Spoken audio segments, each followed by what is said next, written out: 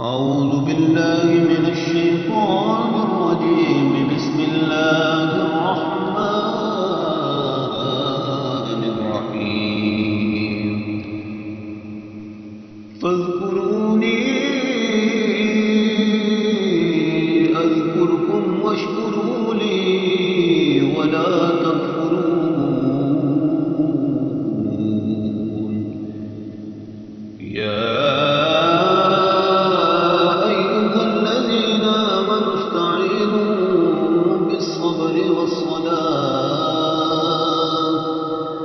إن الله مع الصابرين. ولا تقولوا لمن يقتل في سبيل الله أموات بل أحياء ولكن لا تشعرون.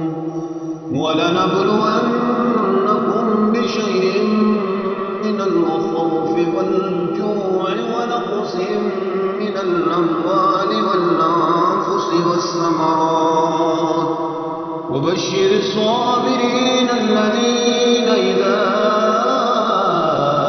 أصابتهم مصيبة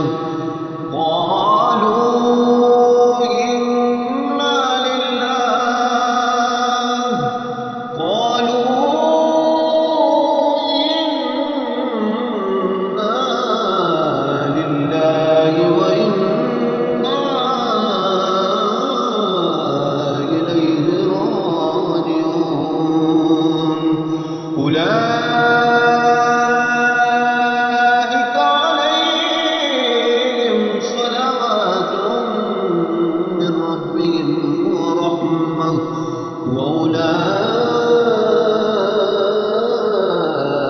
هم المهتدون. إن الصفا والمروة من